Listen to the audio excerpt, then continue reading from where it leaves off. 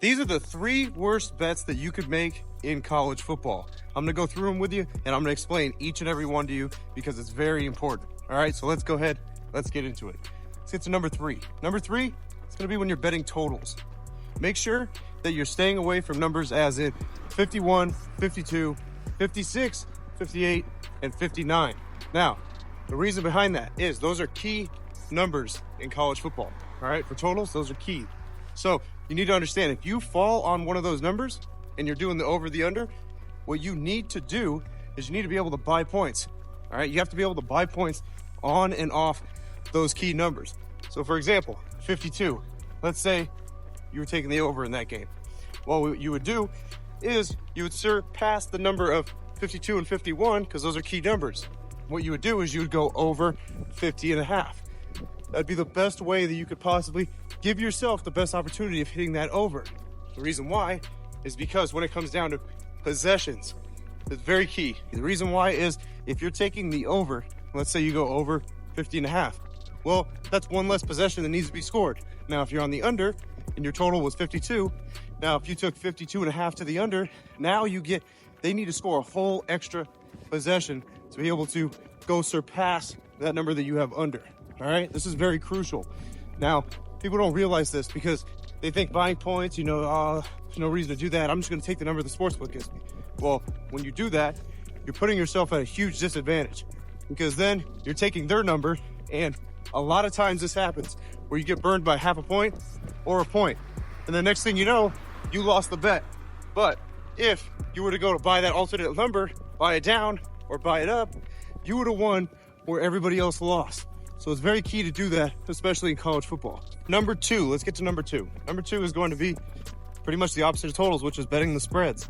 So you need to understand this. When you're betting the spreads, look for those key numbers.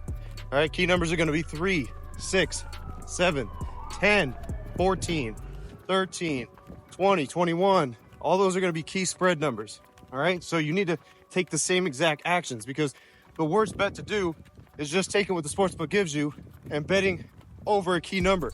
So if you took a bet that was minus 7.5, that's terrible. You need to understand that. All right, because let's say, for example, you take a team minus 7.5, they need to score a whole extra possession just for you to be able to cover that number. All right, you're gonna take minus 7.5, you might as well take 9.5. It's the same thing.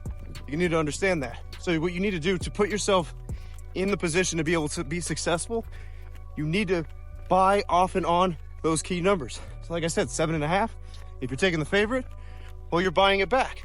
You're surpassing 7 and 6, you'd go minus 5.5. Now, guess what? They only got to win by a touchdown for you to be able to cover. Now, let's take the opposite of that. If you're on the underdog, if you see a team that is plus 6.5, well, guess what? You're going to buy that up to plus 7.5 because now you get a whole extra possession.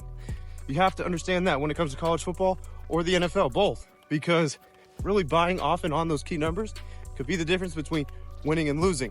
Yeah, you might pay minus 130, minus 140 for a couple extra points, but guess what? Would you rather pay a little bit more and win or be an idiot and end up losing? That's really what it comes down to.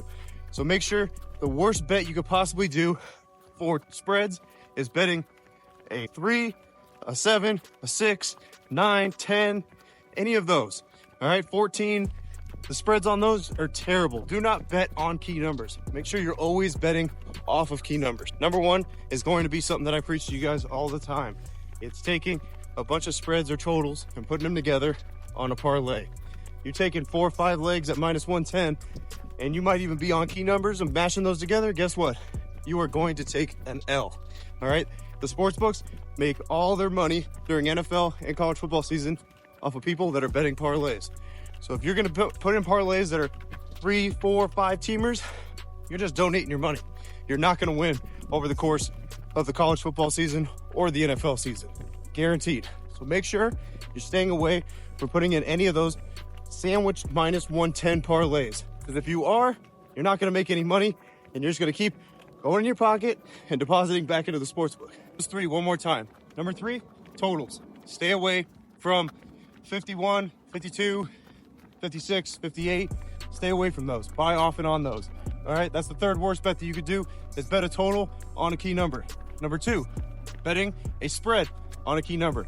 Stay away from 3, 6, 7, 9, 10, 14, 13. Stay away from those. All right, buy off and on those numbers so that way you can be successful. Then number 1, parlays, baby. Got to stay away from them. As much as you want to do them, you're going to end up losing all your money. You're going to have to keep depositing into the sports books and just keep re-upping.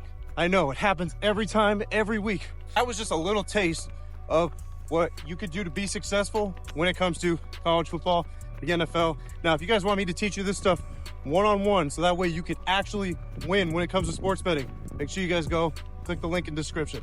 Till then, I'm Frank with Linemaker Sports. I'll see you guys in the next video. Till then, I'm out.